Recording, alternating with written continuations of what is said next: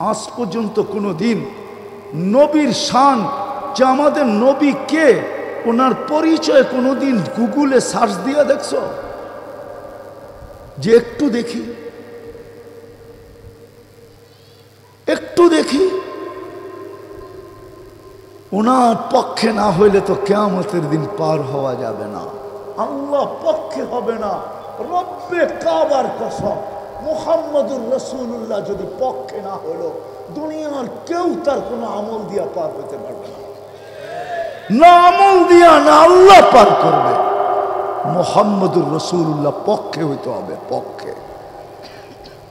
আরে যতক্ষণ পর্যন্ত পক্ষে না যাবে ততক্ষণ পর্যন্ত তো আল্লাহ হিসাব কিতাবও শুরু করবে না। ১৬ লক্ষ নবী চিৎকার দিতে থাকবে নাফসি নাফসি বইলা। ৩১২ জন রসুল, ৩ জন কিতাবদারি রসুল, 4 জন উলুল আজমি মিনার রসুল সব চিৎকার দিবে, আল্লাহ হিসাব কিতাব শুরু করেন। আল্লাহ তাকায়ও দেখবেন না যতক্ষণ পর্যন্ত বন্ধু সেজদায় না পড়বে।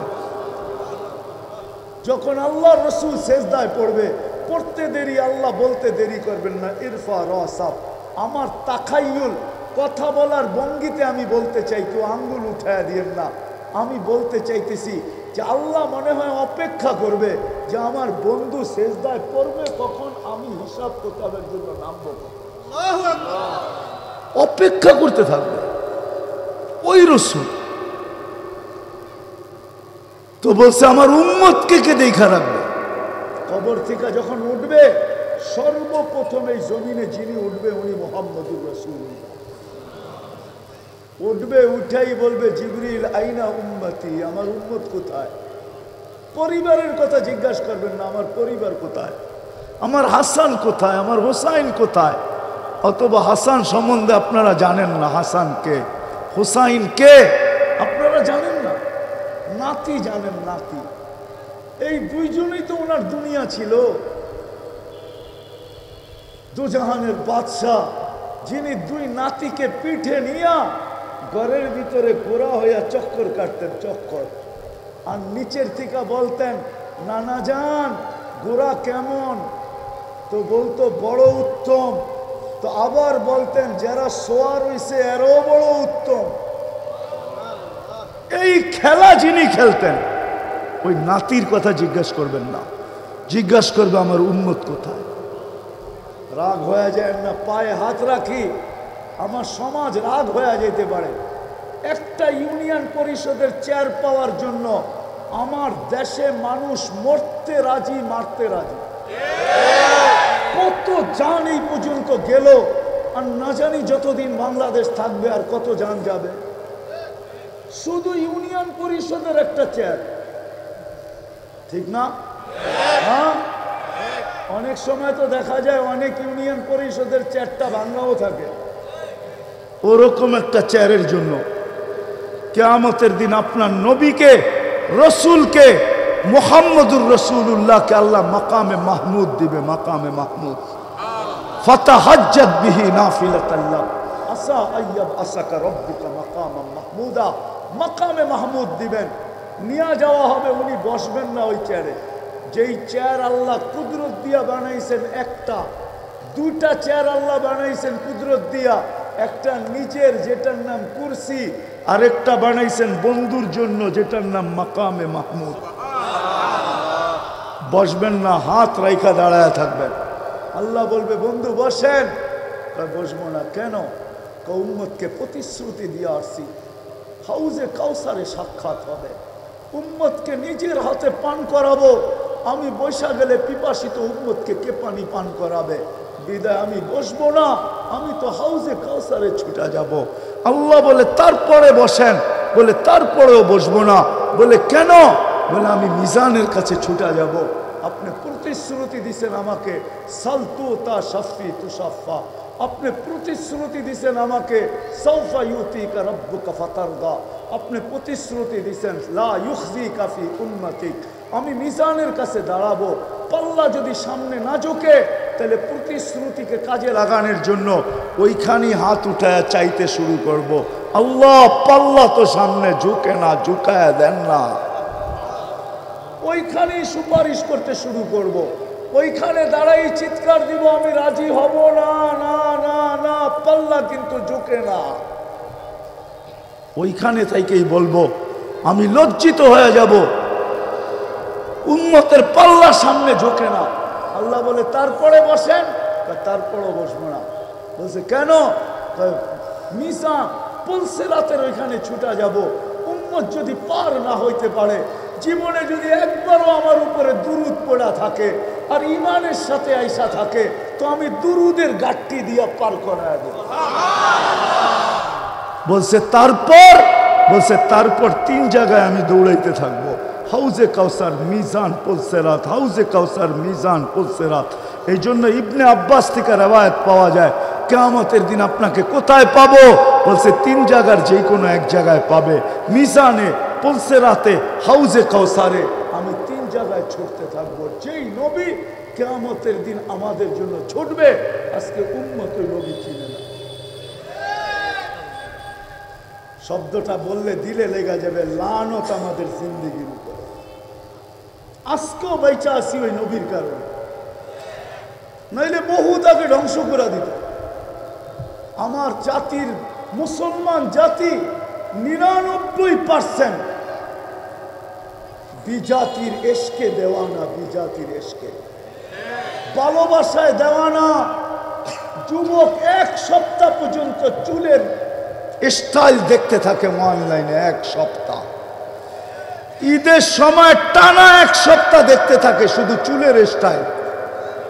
তারপরে দেয় স্ক্রিনশট নিয়ে, তারপরে যায় সেলুনে, আমাকে এই স্টাইলে কাটা দেন। আজ পর্যন্ত এখানে এক যুবক পায়ে হাত রাখি তোমাদের, একজনও নাই যে নবীর স্টাইলে একবার চুল কাটছে, একবার না। আমরা কাটছি, সেলুনে যা বলছে ছোট করে কাইটা দিও, নাহলে বড় করে। আজ পর্যন্ত বলি না নবীর স্টাইলে কাইটা দাও, বা মনে মনেও ভাবি না আজকে চুলটা নবীর স্টাইলে কাটবো। কোরআন বলছে মুকাসসিরিন, ছোট করে কাটো। আমি নবীর স্টাইলে কাইটা নিব ছোট করে, নিয়ত তো মনে মনে করি নাই।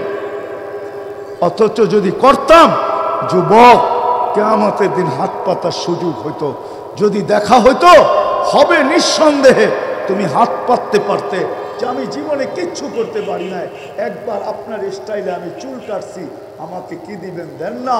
হতে পারে রব্বে কাবার কসম, একবারের চুল কাটায় ওই কিনারাহীন দয়ার সমুদ্রের ভিতরে কোনো কিনারা নাই। ওটা কিনারা যদি থাকতো তাহলে কোরআন রউফুর রহিম বলতো না।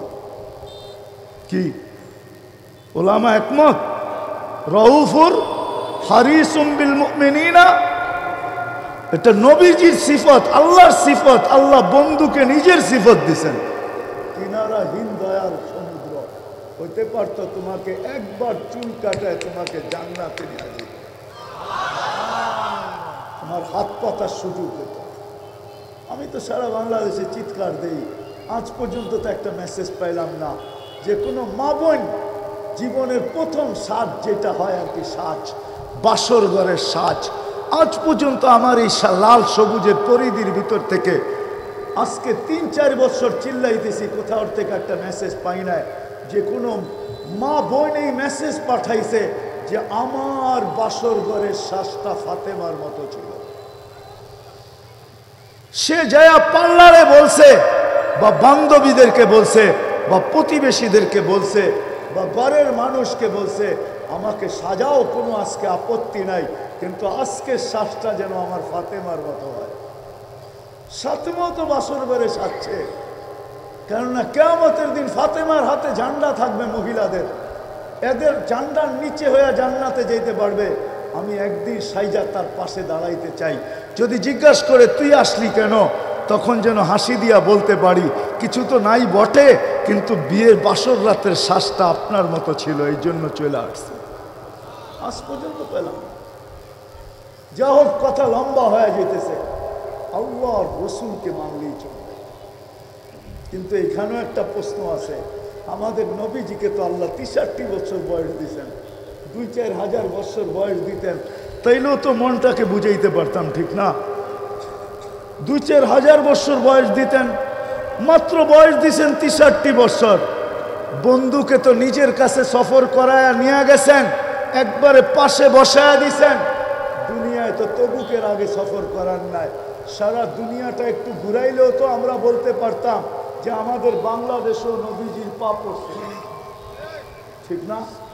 সারা দুনিয়াটা তো ঘুরাইলেন না। 63 বছর বয়সে বন্ধুকে উঠায় নিয়ে গেলেন। এখন মানবো তো মানবো কাকে?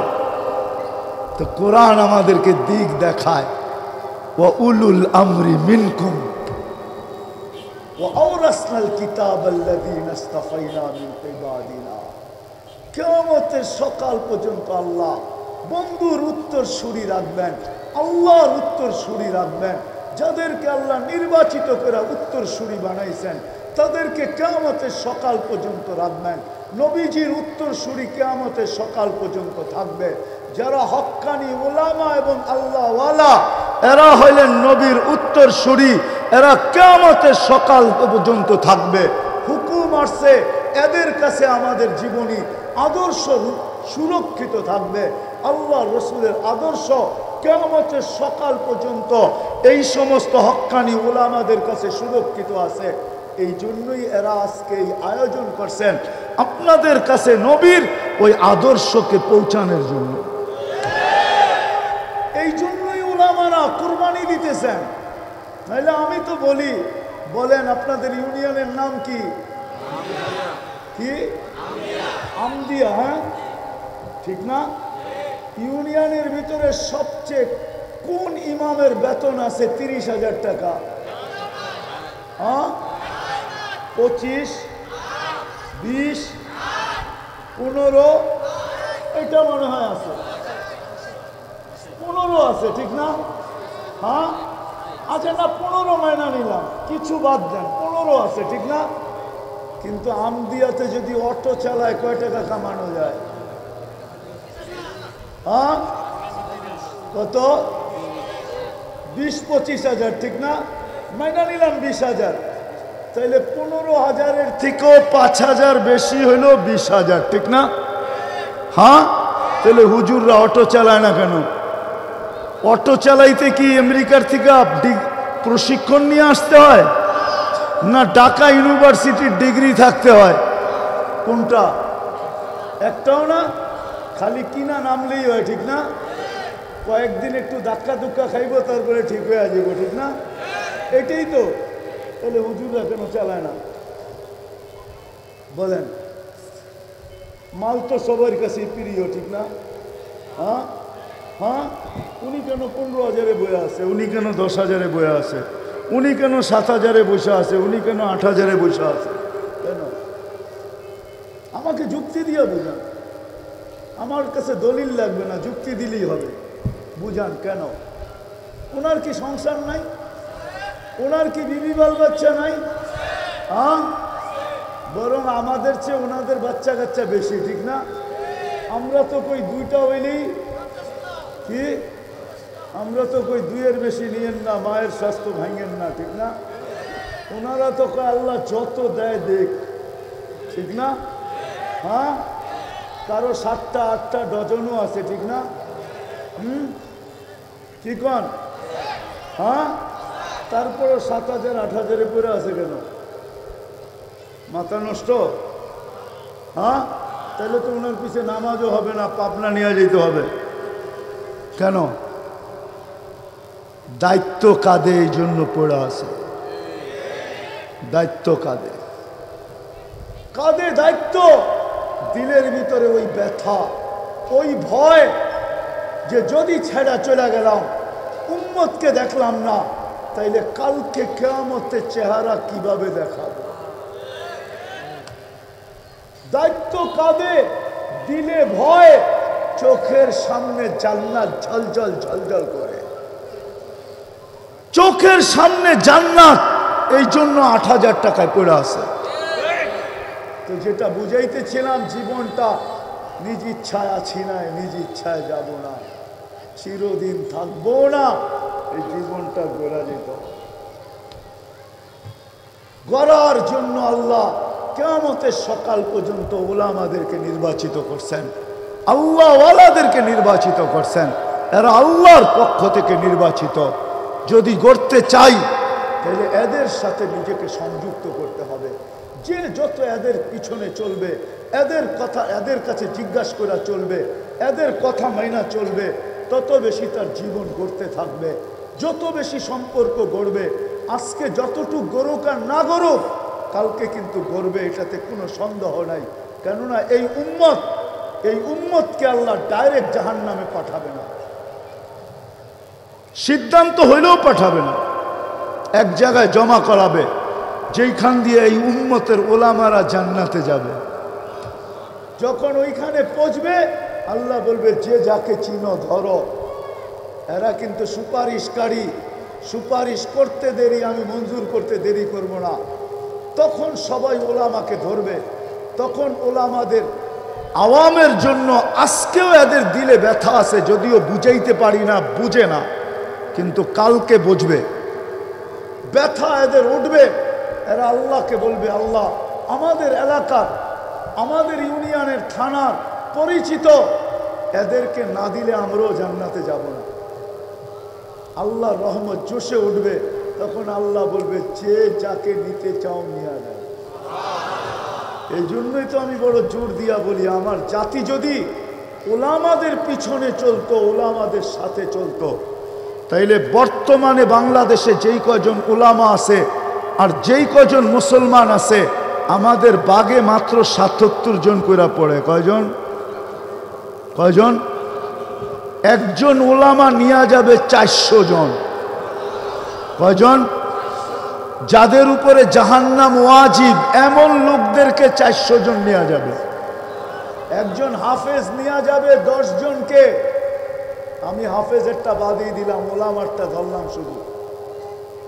৭৭ জন পড়ে। তারপরও আমাদের কোটা পুরা করতে 323 জন আমাদেরকে ডাইনে বামের থেকে আইনা কোটা পুরা করতে হবে। বাংলাদেশের মানুষ আমাদের বাগে পড়বে মাত্র ৭৭ জন। যদি আমার জাতি ওলামাদের পিছে চলত, ওলামাদের সাথে চলত, ওলামাদেরকে মহব্বত করত, ওলামাদেরকে ভালোবাসত, এদের সাথে উঠা হইতো, বসা হইতো, এদের সাথে চলা হইতো, এদের সাথে ফিরা হইতো, এদের সাথে খাওয়া হইতো, এদের সাথে লওয়া হইতো, এদের সাথে ভালোবাসা হইতো, এদের সাথে মহব্বত হইতো। আর সবচেয়ে বড় কথা, এটা নাও হইয়া যদি আমার জাতি ওলামাদের উপরে আঙ্গুল না উঠাইতো, তাইলেও হইতো। যদি আঙ্গুল না উঠাইতো, পায়ে হাত দিয়া বলি তওবা করেন। যদি উঠা থাকেন তওবা করেন, সামনে প্রতিজ্ঞা করেন, চলতে না পারলো আঙ্গুল উঠাবো না। কেননা এই আঙ্গুল মিস হবে না। প্রজেক্টর খালি দুনিয়াতে নাই, কিয়ামতের দিন আল্লাহ বড় বড় প্রজেক্টর লাগাবে, কুদরতি প্রজেক্টর। আপনার আঙ্গুল বারবার আপনার সামনে আসবে যে তুমি আঙ্গুল উঠাইছো। ওই দিন সুপারিশের অধিকার, সুপারিশ আপনার পক্ষে যাবে না। পায়ে হাত দিয়ে এই জন্য আমি বলি, আপনি চলতে না পারেন, আমার কোনো আপত্তি নাই, কিন্তু খোদার ওয়াস্তে কোনোদিন আলেমদের উপরে আঙ্গুল উঠেন। আজকে কিছু হবে না, এটা আমি মানি। আজকে কিছু হবে না, আজকে আপনার কার্ডই চলবে, আমার কার্ড চলবে না, আমি মানি। কিন্তু কাল কিয়ামতের মাঠে এই আঙ্গুল উঠবে। এই জন্য আমার জাতি যদি কমসে কম আঙ্গুল না উঠাইতো। আমি তো বলি, এই পোশাকেই তো আমি সারা দুনিয়া যাই, 99টা দেশ তো এই পোশাকেই দেখছি। এখনো তো যাওয়ার সুযোগ আছে, আল্লাহ সুযোগ দিয়া রাখছেন। কিন্তু আমার এই পোশাকের উপরে তো আমি দুনিয়ার কোথাও আঙ্গুল উঠাইতে দেখি নাই। আমার দেশে যতটুকু আঙ্গুল উঠায়, দুনিয়ার কোথাও আমি দেখি না যে আমার এই পোশাকের উপরে কেউ আঙ্গুল উঠেছে যে তুই এটা কি পরলি। বরং আমি তো বলবো, আমার এই টুপিটা সারা দুনিয়ায় যতগুলা প্রশংসা কুড়াইছে, আজ পর্যন্ত মনে হয় কোনো ব্যক্তির সাফারি কোট, দামি দামি ব্লেজার আজ পর্যন্ত আর অর্ধেকও কুড়াইতে পারে না। অর্ধেক কি 4 ভাগের 1 ভাগও না। আমি তো স্টেজে বসে বলতেছি, যত এয়ারপোর্টে টুপি দেখা বলছে your cafe is very nice, তোর টুপিটা তো বড় সুন্দর। মুসলমানের তো টুপি দেখি, তোরটা তো অন্যরকম, এই ব্র্যান্ড তুই পাইলি কই? আজ পর্যন্ত টুপি যতটুকু কুড়াইছে। এই জন্য আপনাদের পায়ে হাত রেখা বলি, জীবন গড়া যেতে হবে, কাটায় গেলে চলবে না। এই জন্য আসেন, আসেন 2-3টা কথা বলবো। আসেন প্রথমে যা গেছে গেছে, এটার জন্য তওবা করি। রাজি? তাইলে হাত উঠায় বলি আল্লাহ তওবা করলাম। হ্যাঁ, দ্বিতীয়, আজকের থেকে হক্কানি আলেম আল্লাহওয়ালাদের সাথে চলব। হ্যাঁ, তৃতীয়, আজকের থেকে কখনো নামাজ ছাড়ব না। চতুর্থ, বর্তমান প্রেক্ষাপটে ইসরায়েল ফিলিস্তিনের দিকে তাকায়া বর্তমান প্রেক্ষাপটে আমরা প্রতিবাদ করতেছি, এতটুকু যথেষ্ট না। আমরা প্রতিবাদ প্রতিরোধ করতে পারতেছি না, প্রতিবাদ করতেছি, এতটুকু যথেষ্ট না। প্রতিরোধ ওরা করতেছে, যেখানে গাজায় আছে ওরা প্রতিরোধ করতেছে, আমরা কি করতেছি? প্রতিবাদ করতেছি, এতটুকু যথেষ্ট না। আরো 2টা কাজ আমাদের করতে হবে, তাইলে যদি সম্পূর্ণ হয়। ডোজ পরিপূর্ণ হইলে তারপরে ওষুধ কাজ করে। আরো 2টা কাজ আমাদের করতে হবে। যদিও এখানে একজনও নাই, আজকে 2 সপ্তাহের উপরে চলছে গাজার সাথে ইহুদিদের সাথে যুদ্ধ। আমরা প্রতিবাদী করে যেতেছি, ঠিক না? আজকে এই মজমায় কয়জন আছে যে আমি এই প্রথম দিন থেকে আজ পর্যন্ত ডেলি এদের জন্য 2 রাকাত নফল নামাজ পড়তেছি? আমি ওলামাদের পায়ে হাত রাইখা বলবো, ওলামাও নাই, ওলামাও নাই যে ডেলি আমি 2 রাকাত নফল করতেছি। অথচ আল্লাহর হুকুম ছিল আস্তাইনু বিসসবরি ওয়াসসালাহ, আমার কাছে সাহায্য চাও নামাজের মাধ্যমে। বিদায় আপনাদের পায়ে হাত রাইখা বলবো, প্রতিবাদ যত খুশি করেন, আমার কোনো আপত্তি নাই, আমি এটার বিরুদ্ধে না, পক্ষে। কিন্তু সাথে সাথে বলবো, আজকের থেকে যতদিন পর্যন্ত এটা মীমাংসা না হয়, আমরা ডেলি 2 রাকাত সালাতুল হাজত পড়ব। কে কে পড়বেন দেখি? দ্বিতীয় শেষ, এটা 5ম নম্বর, শেষ হাদিসে আছে as-সাদকাতু তারুদ্দুল বালা, সমস্ত বিপদ সদকা দ্বারা দূরীভূত হয়। মুসলমানের উপরে এর চেয়ে বড় কোনো বিপদ হইতে পারে না, যেটা বর্তমানে গাজায় চলতেছে। এর চেয়ে বড় কোনো বিপদ মুসলমানদের উপরে বর্তমানে হইতে পারে? আপনি কি মানেন এর চেয়ে কোনো বড় বিপদ আছে? যেখানে বাইতুল মুকাদ্দাসকে গিলা খায়া ফেলতে চাইতেছে প্রথম কেবলা, এর চেয়ে বড় বিপদ কি হইতে পারে? তাইলে এই বিপদকে দূর করার জন্য আজকের থেকে আমরা 1 টাকা সদকা করব। 1 টাকা করবেন? দেখি কে কে করেন। আমি আপনাদেরকে পদ্ধতি বলে দিতেছি, পদ্ধতি সহজ। ডেলি 1 টাকা দেওয়া মনে নাও থাকতে পারে। আপনি 10 দিনের নিয়ত করে 10 টাকা দিয়ে দেন, 30 দিনের নিয়ত করে 30 টাকা দিয়ে দেন, সদকা করেন। শুধু প্রতিবাদ করলে চলবে না, এর বেশি আপনার আমার কাছে করার কিছু নাই।